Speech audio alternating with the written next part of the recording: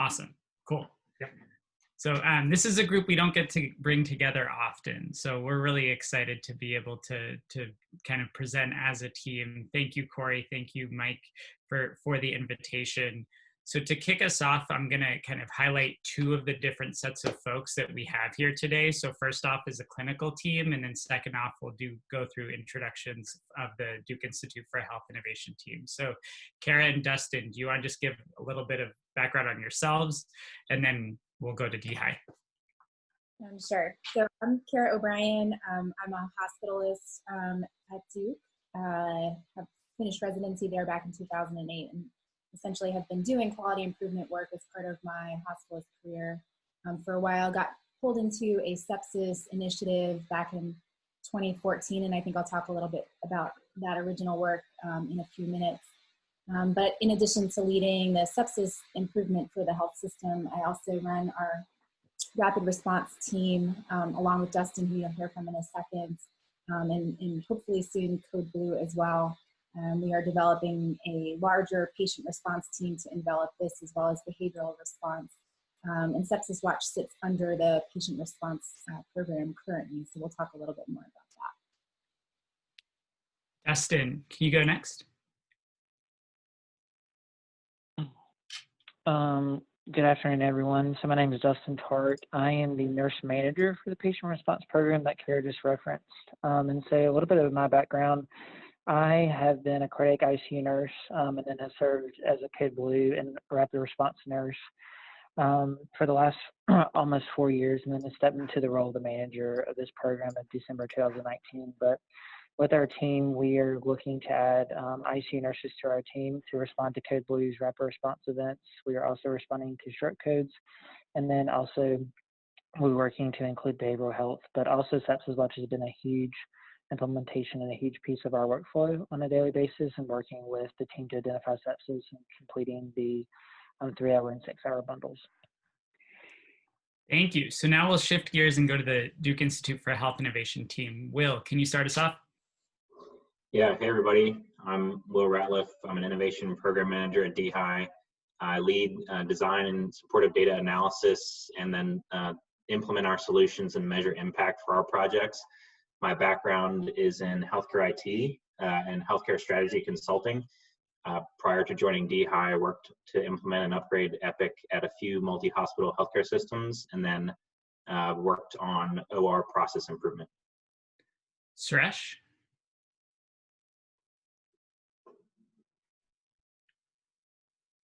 Good afternoon to all. Thank you for the opportunity to come and present to you. I'm the program director for Duke Institute for Health Innovation and also Associate Dean in School of Medicine for Innovation and Partnerships. I have the pleasure of working with this whole wonderful team in terms of really advancing and creating new care models and advancing data science here at Duke. Thank you. Marshall. Hi, I'm Marshall Nichols. I'm been with DHI since about 2017. I'm a data engineer. Originally, I have a master's in biochemistry from East Carolina. I do a lot of our back-end work and gluing the medical record into the models. So getting all the data prepped and ready for everything that Michael's been working on. And Michael. Hi, my name is Michael.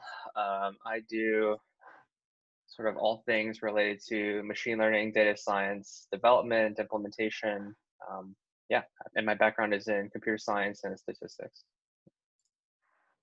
So thank you, everybody. We wanted to give some background. The way that we're going to run this roundtable is I'll give a little bit of context, and then we're going to take turns talking with different folks. We have some questions that we'll discuss that are prepared to kind of guide the discussion, and then we're hoping to have at least 20 to 30 minutes at the end for questions from the audience.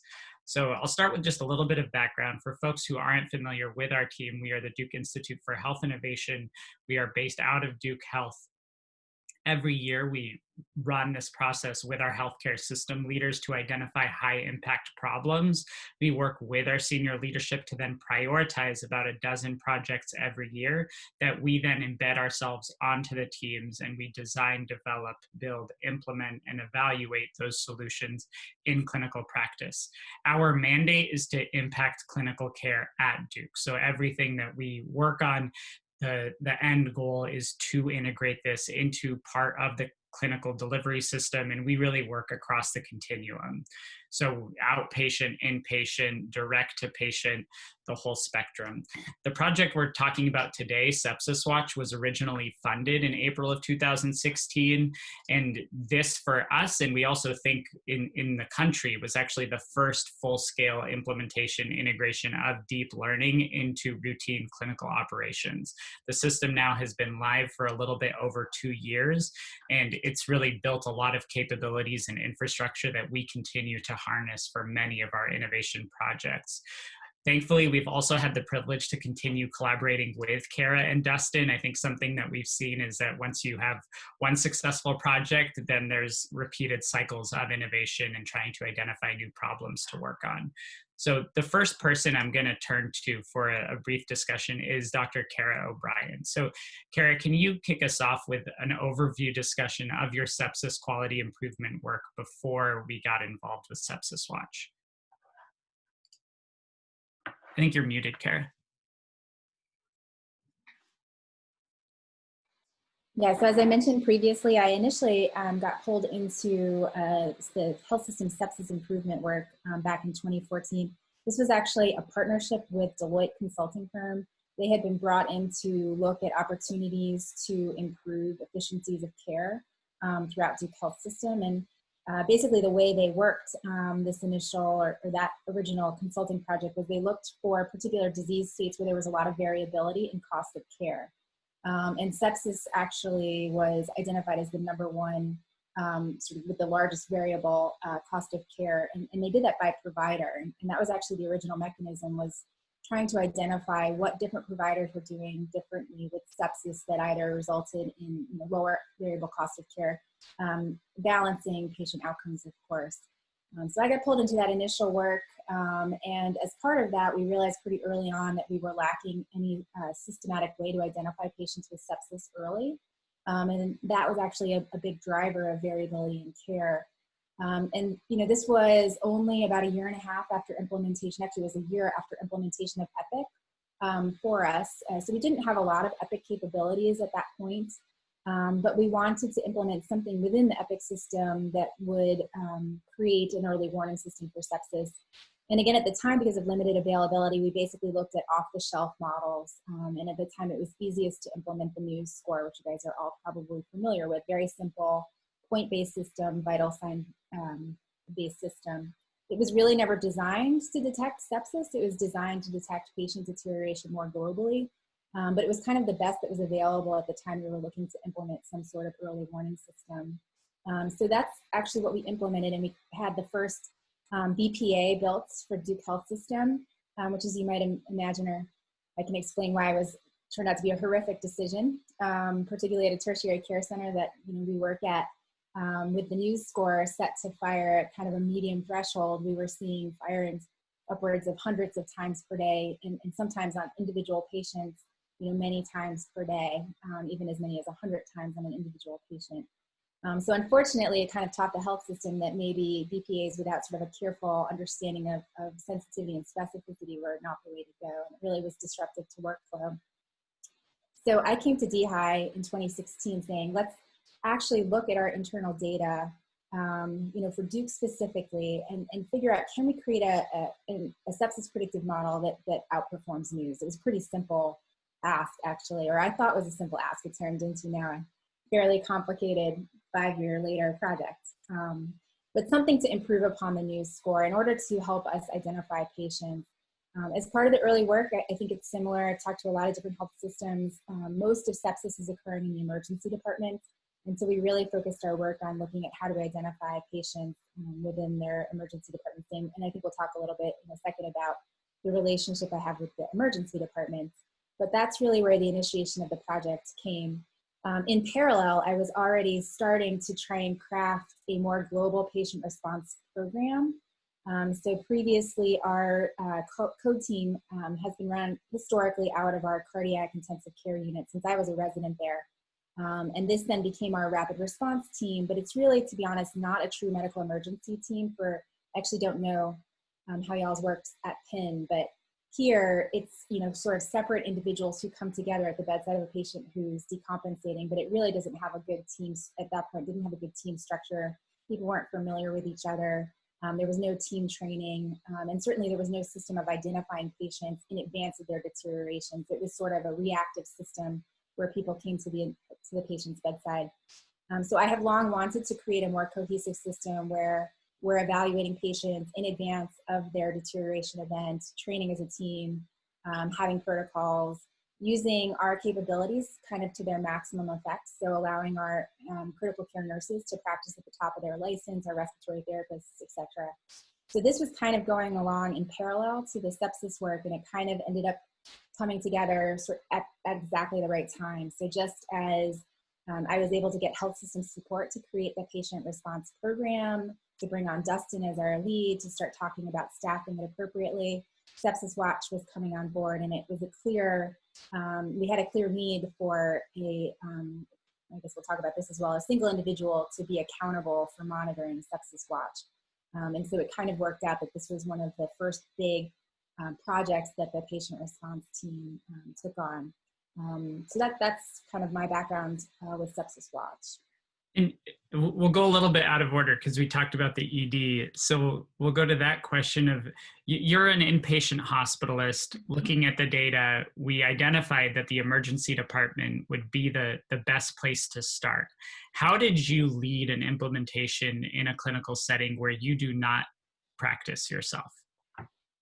Yeah, so I'm not sure if any of you are hospitalists, but if you are, you know that our relationship with the ED sometimes can be fraught with hostility. There's, we have at times different patient care directives, we'll just say that, but I have worked with the ED in a variety of different projects prior to sepsis, including, patient triage to our group, quality improvement projects related to observation care and stay. So I had a relationship with our emergency department leadership for, gosh, I don't know, 10 plus years, even prior to this project initiating. And that certainly was helpful.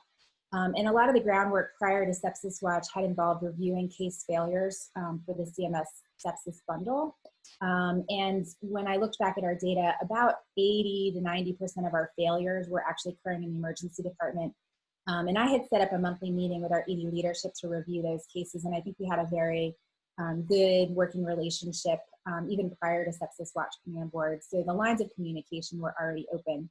That being said, I have tried to tread very carefully to not, to not put workflows in place that I don't understand as a non-ED provider. So, we had great ED partnership on our SepsisWatch leadership team, and at the point at which we talked about any workflows that were going to impact particularly providers in the emergency department, it was very important that they took the lead on how best to implement that. So, I think it's helpful to sort of step back, say, here are the problems we're identifying, but then let the providers that were in those roles lead how to actually implement the quality improvement work. And we've had an ongoing fantastic relationship with ED around SepsisWatch. So, as we've identified additional issues, either we've raised it with them or they've raised it with us, and we've tried to share or collaborate on solutions. So, I don't think it's been, I think it's been helpful for future projects.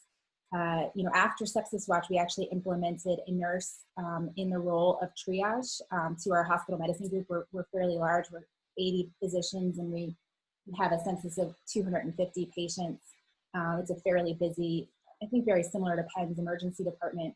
And I think the relationship that we had already built, having a nurse lead SepsisWatch, helped facilitate us having a nurse lead a triage role to our hospital medicine group. So I think, some of the work that we've done has helped with subsequent projects. And there is a piece of this, you've touched on this, but it's about the communication channel of how SepsisWatch is put into practice. So the end user is a nurse, and the person, the RRT, Rapid Response Team nurse, is communicating with, early on was decided to be the attending physician in the ED, who at least in our emergency department is often not the first person to evaluate the patient. It's often trainees, residents, interns. So why was that decision made, and how did it play out to change those communication channels?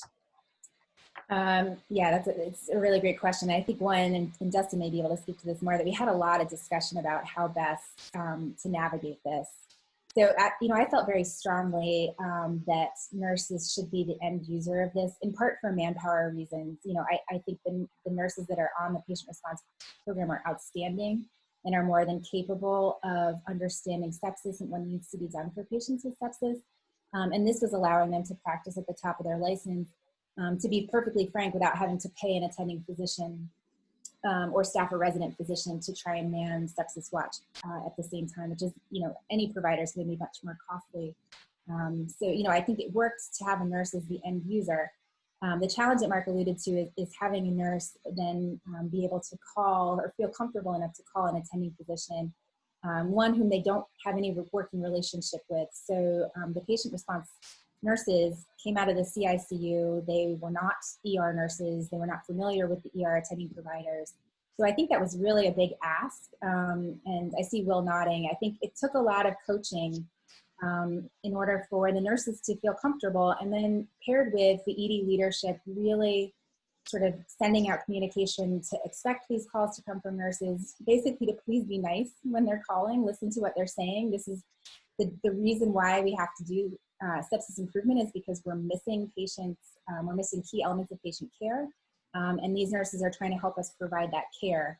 And of course, there were bumps along the way, and I would say when we first launched, the patient response team nurses certainly got some pushback from ED attendings. Why are you calling? I know everything about sepsis. I will recognize it if I see it in my patients. But it's sort of a change management issue, right? The longer it was in place, the more we fed back successes. As the relationship developed between the patient response team nurses and the attending physicians, things sort of smoothed out. And I think, it really is the leadership, one, of Dustin with the patient response nurses, coaching them. We did have some sort of set verbiage that we had them initially say to the attending physicians, so they were kind of reading from a script. That helped them a lot. And then support from the ED leadership, really to identify anyone who was not being particularly kind on the phone, to provide them feedback, and then seeing the positive outcomes that we started to have really helped smooth that over. But it was a big practice change, and again, it's hard for me to really envision what that meant for the nurses, but I think it was really asking a lot of them to feel comfortable reaching out to attending physicians.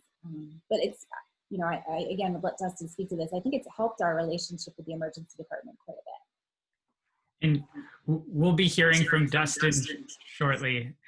So I think next we're going to transition to Michael. We're going to kind of follow the story of how something is built as a model, how it's integrated into an EHR, and then get to some of the implementation stories from Will and Dustin. So Michael, can you describe your role in sepsiswatch and how you were essentially assigned to take something that a PhD student built as what we call gradware and turn it into software? Yeah, so right, so we worked again with a PhD student. His name is Joe Futoma, published several papers on the method used to detect sepsis that we're sort of using in sepsiswatch. I think the first step really was to try to understand what the trade-offs and priorities were for the project. I think that anytime you get some model that's been developed by, in an academic setting, there's always going to be those trade-offs and priorities. And it's really about understanding what those are versus what our goals were for the actual implementation. Obviously the quote unquote gradware comes with some benefits. There's great theoretical performance. The modeling seems to often fit the problem very well. It's very tailored to the specific use case in some sense. And then there's a certain sense of novelty, which I think is often like alluring in many cases. But at the end of the day, I think what we looked at was, what is it exactly that we were trying to accomplish? How critical is it that each of these elements of this model is actually used for the final results? And I think that some of the requirements that we came up with were that it needed to be high availability. It needed to run fast and needed to be scalable, because we envisioned scaling out to, running on thousands of patients, updating every hour. So it needs to run fast enough and ingest data fast enough to be able to do that. And another big thing is that it had to be debuggable. as well as, of course, maintaining some of its initial accuracy. So I think we start looking at some of those potential trade-offs, and we start assessing, okay, if I replace this slow running portion of the model with something slightly simpler, what is the trade-off in terms of accuracy versus scalability? And we start tweaking some of those parameters a little bit until we arrive at something that we think, still has the essence of the model we were given. It still does its job, but better suited perhaps for the production setting. So it's at a high level. So I think you answered one of the other questions as well. So you can probably spend a little bit more time around this question of how do you know a model works? So we work with Kara as well as dozens of other clinicians. And when we're working with them on projects, we often are asked that question like, oh, like, I see this, but how do I know that that's working? So Michael, as somebody who probably is as intimately familiar with understanding the mechanics of the model, how did you start to know that this thing was working and feel confident that it was actually working? Yeah, that's a great question. I would certainly say that it's not, there's a difference between a model working in different settings. So one example that we always give is most models are evaluated retrospectively. If they're developed on a retrospective cohort of data, you go through sort of the standard, okay, I'm going to hold out some set of data that the model hasn't seen before in some sense, and then we're going to run the model on those patients or those encounters, and we're going to look at some metrics, and then there's a whole host of these metrics that you can look at. But I think that there are some nuances, and especially in different settings, those evaluations might change. And so one example would be one very classic way that people will train these models is that they'll just randomly select some encounters to hold out. And in fact, that's exactly what was done for sort of the gradware version of this model. Very classic, hold out maybe 15-20% of the original training set, and then you're going to run the model on those to see how well it performs. So one thing that we wanted to check also was that will it continue to run as clinical practice changes, as perhaps there's some distribution shifts in the types of patients that we're seeing. And so we want to change some of the evaluation schemes to perhaps be time-based. So maybe we train on years 1 through 3, years 1 through 4, and then test on years 5 and 6, or test on some temporal holdout set. That's just, at the end of the day, that's still retrospective though, and there's a huge difference potentially between retrospective data sets and real-time data sets. Those can be very, very different. And so ultimately what you want to do when you're evaluating, or what builds confidence really, is being able to run the model on data as it would run in a production setting. And so even though you can sort of say, oh yeah, it works in retrospective data, until you've seen it work on real-time data with potentially new data elements, does it continue to work? And so that's where we try to, in addition, do a prospective evaluation as well, where we sort of run it in a silent mode, which I'm sure people will discuss here, where we run the model in the background on new data being fetched from a different data system, try to work out any kinks, and then hopefully make sure that it still works in that new environment. And if it doesn't, it usually points to some skew between the training data and the data that you're actually being served in production. And I'm sure Marshall can go in more into that as well. I think in addition to sort of these, sort of like technical, like, here are these metrics that we care about, we can generate some figures. I think it's also important to keep in mind the power of anecdotes and case studies, where we look at specific patients and say, okay, when would the model have, fired an alarm for this patient? And look through examples of, when did the model perform well and when the model did not perform well, and try to debug from sort of a case-by-case basis. I think that helps turn these numbers, which are usually summary statistics over tens of thousands of patients, into something very real, and where you might notice some trends that you wouldn't notice at the aggregate level. So I think that going through that exercise of, pulling up patients, when does the model fire too early and when does the model fire too late, looking at those specific examples helps as well. And I think the last thing that I'll mention is just that one of the things that I think builds confidence in whether or not the model is working is just providing adequate support, so that when we notice that things break, that we make changes and that we make users aware. Because unfortunately, the reality is that no matter how you build these models, no matter how simplistic or complicated they are, chances are, because the electronic health record is dynamic and it's sort of a new field to be able to pull, data in real time, things will break. And so we need to monitor that situation and be able to inform users when we do see data ingestion issues that cause downstream effects in the model. So thank you for the great summary, which now we'll go to Marshall, and I'm sure Marshall will build off of some of those comments. So Marshall, you're a data engineer, which I think before I started working with you, I wouldn't have been able to articulate what that was. So I know that the role in the team has evolved over the years. Can you give an overview of the role you played and what it means to take something that Michael built and actually put it into use and have it run every day on thousands of people?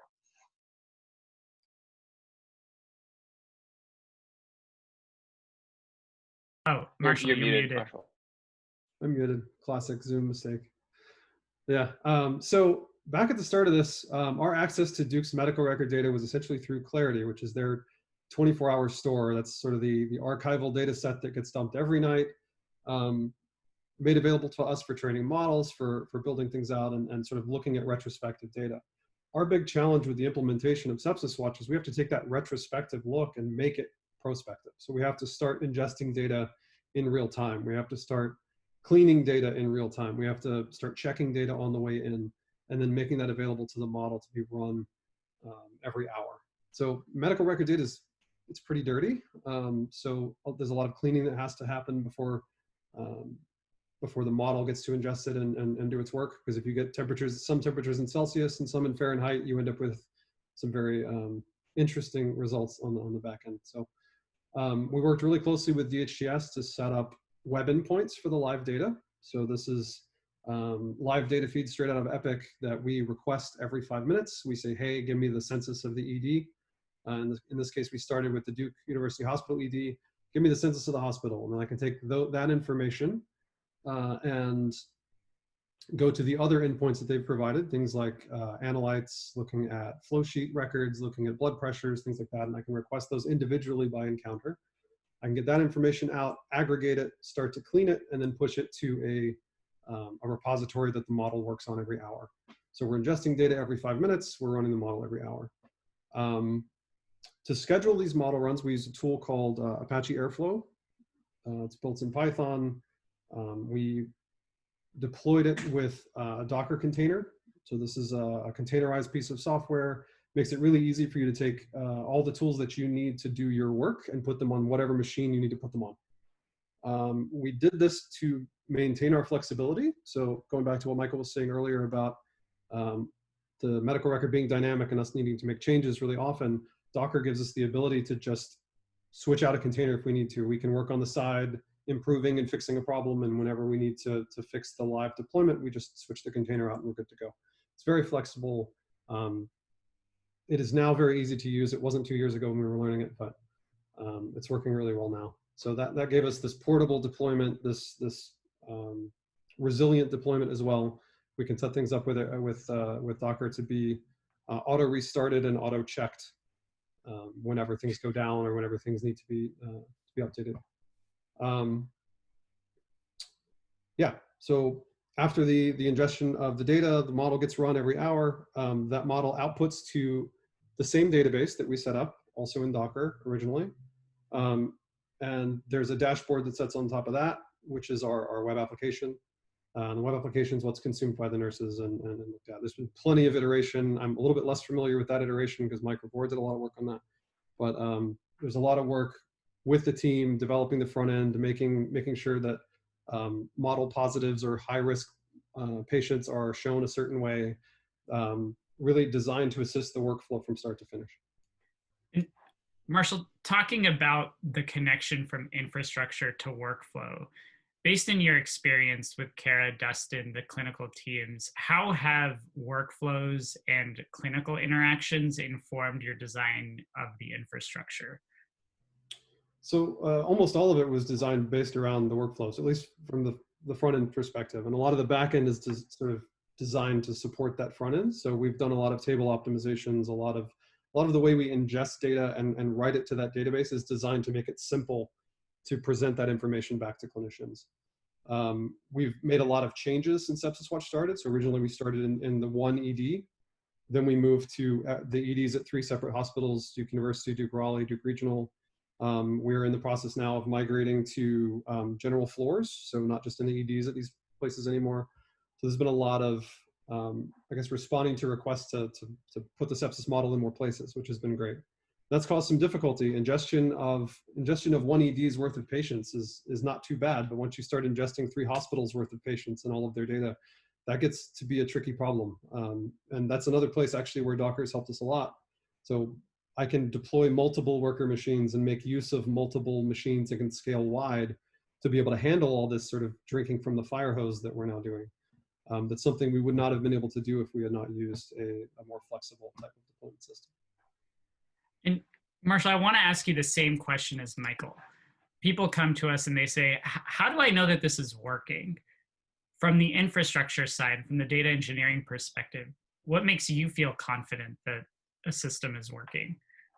So I'll echo a little bit what Michael said as well. Monitoring inputs is big. These tools are built on top of a medical record that changes multiple times per year. We've had, even during the first, I think, 6 months of this, there was a variable we were using that was switched out to go from a binary variable of yes, no to a categorical of 1 through 4. We caught that early because we saw it coming in, we made the change, corrected it, and we're ready to go. But the way we caught that early is we were monitoring our inputs, monitoring what's coming out of the medical record data in real time. If I was in my office, I could show you the gigantic screen that's in my office. There's a TV dedicated to live update monitoring of inputs, live update of monitoring outputs. There's a bunch of graphs on a dashboard that will show us any deviation in what's coming in and going out. We also have it set up for email alerts. If something starts looking wonky, we get emails, we get notified pretty quickly if something's out of whack.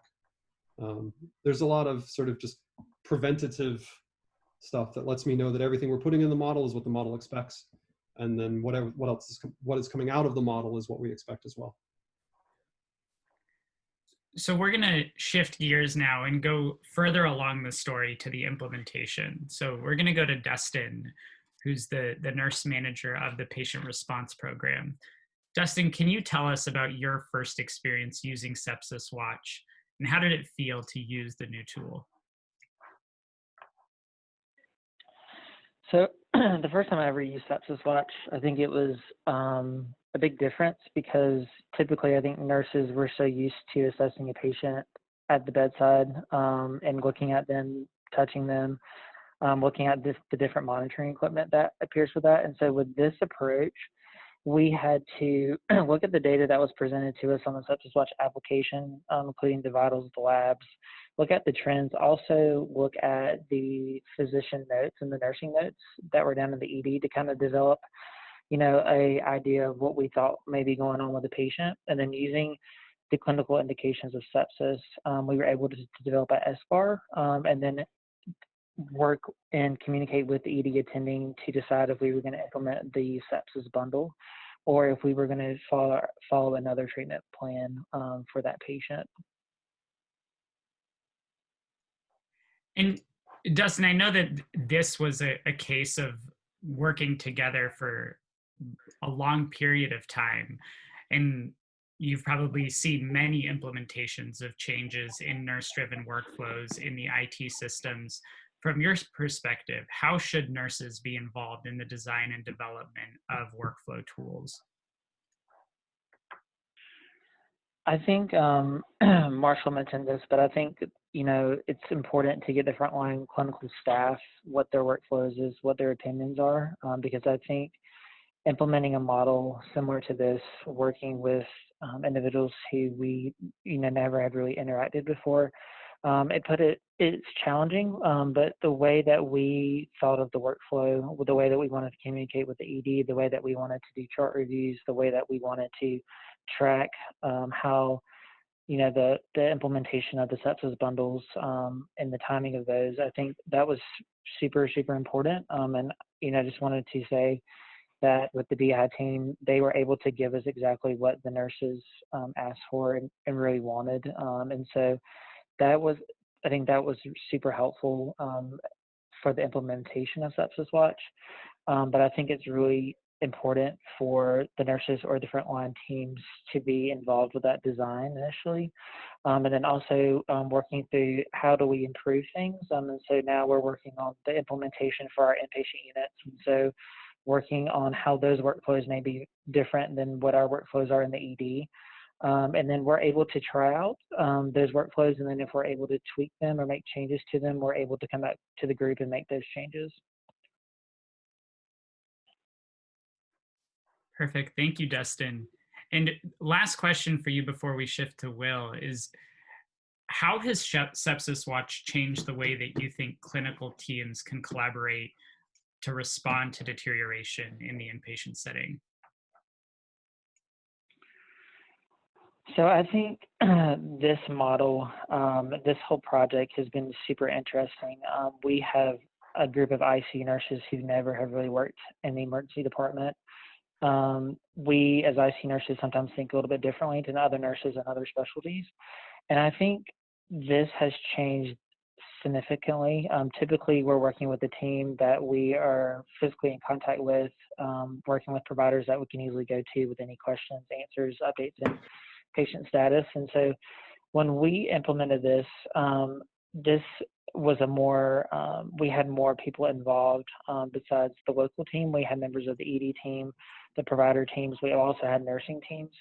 And I think we were able to collaborate with all, making sure everyone had a shared mental model about what the goal was for this implementation, and then worked together to, do these really important interventions for patients who populated as sepsis. So I think overall, this project shows that you can work with multiple departments in multiple areas and multiple disciplines and specialties to overall look for patients who possibly have clinical deterioration, and then work together to implement interventions from all disciplines to help, hopefully improve patient deterioration. I think for me over the years, just seeing this as a way that brought people together, that the technology actually was creating collaboration, was a big takeaway for myself. So we're going to go to Will and then close up with Kara. I do want to make sure we have at least 10 minutes for questions. So Will, we'll go to you quickly. So you talked a little bit about your background. You'd implemented EHRs at hospitals around the country. Some of my favorite stories from you when you were starting on sepsiswatch was that you have had people yell at you that they're going to retire because they didn't want to work with the EHR you were trying to implement in their health system. So how did the work doing EHR implementations prepare you for now taking on sepsiswatch? Yeah, I think from my experience as in health IT and health strategy, the learnings which were consistent across those multi-hospital health systems and working, more recently at Duke, is that, clinicians are busy and they're overloaded with really important work, and so their time is at a premium. And so really the first thing that to focus on, that I, from my perspective, was to seek to understand the problem from the patient pathway perspective. And, before even I had joined the project, I know that, there were multiple years of work that went on to do that. That's sort of, I would consider it almost like a legendary story now about Nathan Brager, who sat with these RRT nurses in a coffee shop sometime in 2016 and really mapped out what it meant to go through the triage of a patient, and then for patients who were, not at risk for sepsis to, move them to a screened status. This was all sort of on a back of the napkin approach to diagramming the workflow. And then for patients who were at risk to instead shift them to a monitoring status, and then obviously those who were identified as septic to go ahead and treat them. And so I think weighting the full patient pathway perspective early on really helped understand what we needed to do to make the workflow and the solution intuitive. And I think really the workflow being key would be the second thing that I saw from my past experience building actually some of the Epic tools, that the solution really is only as good as the workflow that it supports. And so, and really the solution needs to minimize the burden on the clinician as much as possible, or it won't be adopted. And I would say the last thing that was certainly true from my prior experience and is true, I think, generally is, change is difficult. In order for folks to believe in the future state, you really need to communicate the vision of the project such that they have a deep understanding of everything they need to do the workflow and use the solution, but also to communicate the importance of that to colleagues or to anyone else who might be interested in learning more, to just really build momentum. I think the other thing that I know Kara mentioned, and I think Dustin did as well, is to try to show and support and celebrate any early wins that you're able to achieve. And so one of the things we worked on during the pilot go live was to generate sort of pseudo bundle compliance reports for our team members to see. And so we shared that with them every week and saw, almost soon after the pilot started, a decent jump in at least what we were seeing that actually was more recently played out in the Duke's reported SEP1 bundle compliance. And can you summarize the outcomes that we've seen so far? Sure. So in terms of the sort of quality outcomes, and I just mentioned the SEP1 bundle compliance, specifically, and this is what Duke reports out to CMS, but we have seen in the comparing the 2 years prior to sepsiswatch. So we went live with sepsiswatch at Duke University Hospital in November of 2018, whereas we went live at the two community hospitals, Duke Regional and Duke Raleigh, in June of 2019. We see actually a 106% improvement, so from 31% to about 64% before versus after the sepsiswatch implementation for Duke University Hospital. We see a jump from 49% to 71% compliance for Duke Regional, and a jump from 30% to 70% compliance at Duke Raleigh. So yeah, pretty decent improvements, very exciting improvements in that sepsis-1 bundle or SEP1 bundle compliance. And we know that that is a proxy metric that we really think about for quality outcomes. What we're currently looking at is, in terms of our analysis retrospectively of the pilot, is around length of stay in the hospital, ICU requirements, ICU length of stay, and in-hospital mortality. Working with actually a colleague, Bradley Hinsey, and others on the team to understand that data, actually looking at a couple different cohorts of patients before versus after. So analyzing the same time period the year prior to this 6-month pilot periods for each hospital. Those cohorts would be, for instance, there's 3 main ones. There's all patients who entered the ED who met the sepsiswatch sepsis definition. There's among those patients who entered the ED and had a sepsiswatch sepsis definition, who then were diagnosed as septic at some point during the encounter. One other thing that we're working on actually that we think is useful in other future workflows as well is to look at the CDC definition of sepsis for patients who are in the ED. So we're looking at those 3 cohorts. We have some promising preliminary analysis, but we're working to sort of finalize that before we share it broadly. And then one last thing, I think that I know Dustin mentioned this, and in terms of the other outcomes, the RRT nurses and the ED folks' recognition and treatment knowledge, I think, is something that we're really proud of, and is something where they're able to lead the sepsis workflows, almost intuitively now, independent of the tool, as well with ED's ability to quarterback the patient's care as they transition from the ED to the inpatient setting. I know has become something that we're proud of. So, Kara, we'll pick one of the questions to end up with. So the question is, given your experience with sepsiswatch, how can health system leaders position decision support efforts to be successful and to be adopted across complex multi-hospital systems like Duke or like Penn? Gosh, that's a complicated question. I mean, I think there are several aspects that health system leadership can address. Number one is sort of access to data. as the DHI team here can attest to, it really took a tremendous lift to be able to build the data feeds to our model. And, you know, not just the sort of technological aspect of that, which is certainly not my strong suit, but just even the politics around that, the support from health system leadership that this was an important aspect of work, and that we needed to be able to create new systems that could layer on top of the existing capabilities of our electronic health record to facilitate these model deployments. You know, that required their support, health system leadership support, because there was a lift on the part of our DHTS, or our colleagues within the Duke IT structure. The other piece I would say is rather than being top down, right, like with a lot of quality improvement work, I think it's really important that it was bottom up, so that the solutions were really coming from frontline staff, and that those solutions were then informing how the models were deployed. And I think, you know, Duke has actually done a pretty good job, and actually DHI through their RFA process, of allowing people who are frontline providers to actually determine how predictive models are created and then implemented.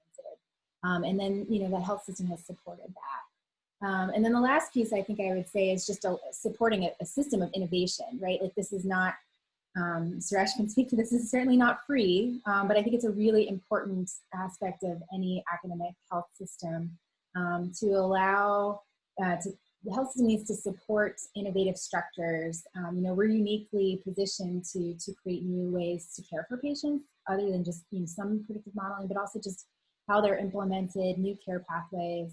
But that is certainly not free, and it is not necessarily something that's amenable to NIH research funding, right? So, you know, I think it takes a commitment from the health system leadership to support rapid innovation, which is not on a research timeline, and to allow us to implement things in patient care pathways that may not have gone through the rigor of a randomized control trial. So that's something that you know, I think the leadership has to support.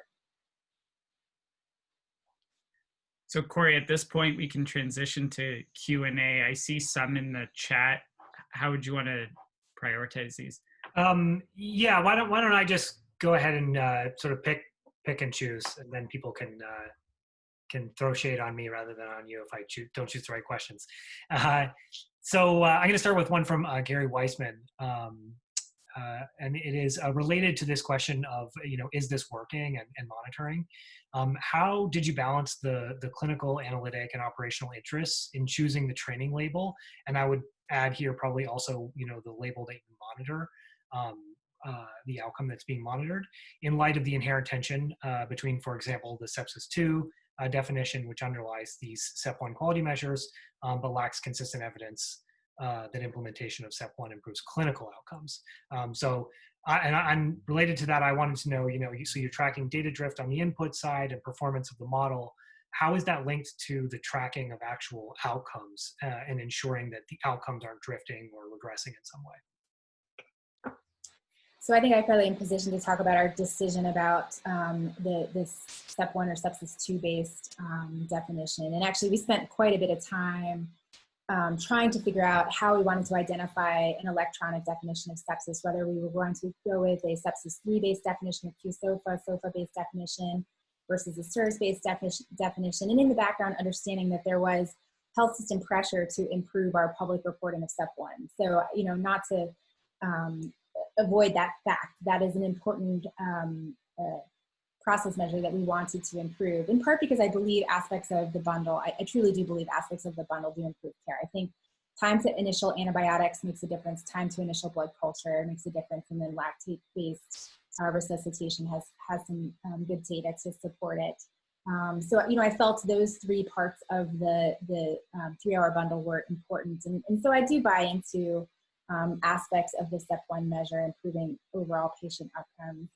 So ultimately what we did, and this was done by another member of the DHI team who was a medical student at the time, we looked at various categories of definitions for patients with sepsis.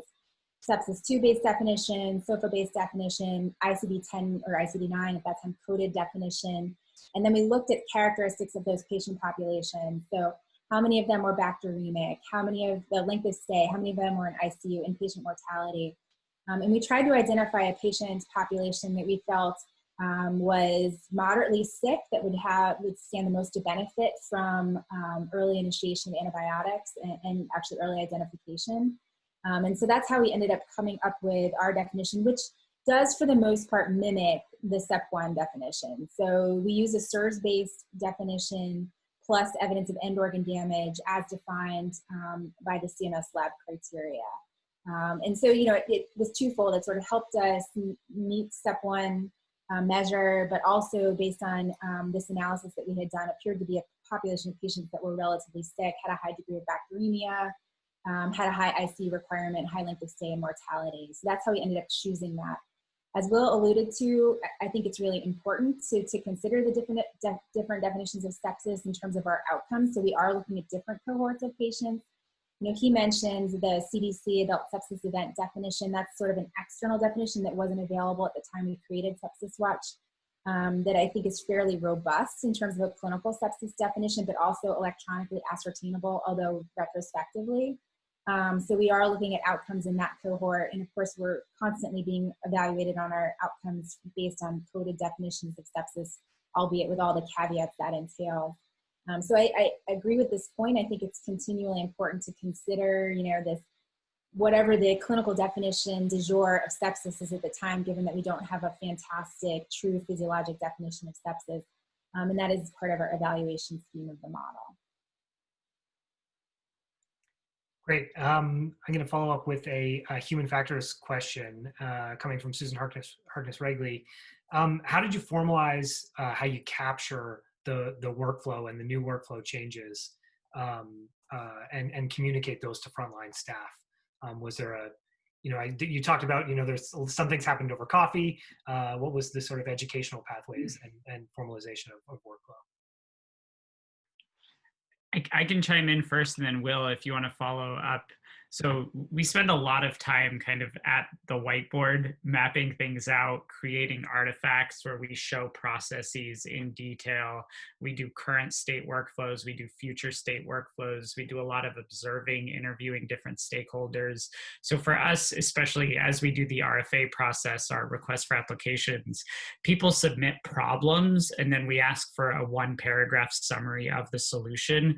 But what we find inevitably with every project we work on is that no one person submitting a problem understands all perspectives of the problem. So up front, we do a lot of work mapping the stakeholders and trying to go and be proactive about gathering feedback from those different stakeholders and try to create that shared mental model. And sometimes we'll identify, we're missing the perspective of a pharmacist, of ED role. So creating that shared mental model. So a lot of human-centered design principles and practices. Yeah, I think that great answer for that. I the only thing I would add is, we do put a lot of effort into a rapid iteration through the pilot as well. So one example that comes to mind is, and I believe Mark Revore on the call with our team helped lead the change for, we needed a better way for the sepsiswatch solution for the RRT nurses to quickly communicate between them, and also sometimes with other providers about what actions had been taken on the patient, just in terms of like a 250 character snippet. And so we were able to sort of disassociate that from having to move the patient around on the dashboard so that you could more or less comment on actions in progress. So that was something that really helped allow them to progress the workflow even when they weren't together. That's great. So we have 2 more minutes. I think I'll maybe just choose one more question, and hopefully it'll be a good one to end on. Something that I think is on several people's minds. Question from Joseph Sork around EHR vendors are developing new systems to both export data for ingestion and running machine learning models, but also providing their own machine learning vendor-built models. And it sounds like the Duke team has taken a custom approach here. What are some comments on the pros and cons of the in-house custom-built approach versus out-of-the-box vendor solutions? Probably a big question for 2 minutes, but yeah, I'll attempt. I'll take a stab at it. So the custom solution has the sort of unfortunate addition that you have to maintain your own infrastructure, right? Which is that's a lift. But in lots of cases, especially with machine learning models, and with the sort of environment around machine learning changing as fast as it is, there are lots of benefits to being able to maintain your own data structures, to be able to request exactly the data you need in the format that you need it in. Being able to say, hey, you know, we're doing sepsiswatch now, but what if I want to do a cardiac decompensation model? Or if I want to do some other type of model that needs different data in a different format? Another thing that we do a lot of is grouping data. So we will take the data that we get out of the HR, take medications, for instance. I want to label all of these medications as a vasopressor. Well, if Epic or if the EHR vendor doesn't label that for me sort of correctly on the way out, that's something I still have to do custom on my end anyway. And we do a ton of that grouping and a lot of custom evaluation. So I would say that the custom solution definitely fits our needs much better, because we're not dealing with a sort of a prescriptive, hey, here's the data, you figure out how to use it. We're able to say, give me only what I need. This is much more performant. It's much, I guess, much better for us to implement broadly than a more prescriptive solution. Great. Mark, do you want to have the final word? I want to just quickly thank the whole team from Duke for joining us here today. I think it was just an absolutely fantastic discussion of you know, hearing just what kind of incredible sets of folks need to come together to make these things successful. I was just going to say, I dropped this in the chat, but all of our emails are first.lastname@duke.edu. I do feel like that's a helpful thing to have on a slide. So when we talked with Corey and Mike yesterday about what our goals are today, we're looking for collaborations. We're looking for ways to take these systems, show broader impact beyond a single system. We would love to work with you to identify what are problems that you feel you all have solved, and is there a context here where those tools may be useful, and then vice versa. So happy, I know Corey and Mike, we've had long-standing relationships with you all, but looking to do more work with Penn. Fantastic. Thanks again, folks. Thank you. Thank you. Thanks all. Thanks, everybody. Have a great day. Bye-bye.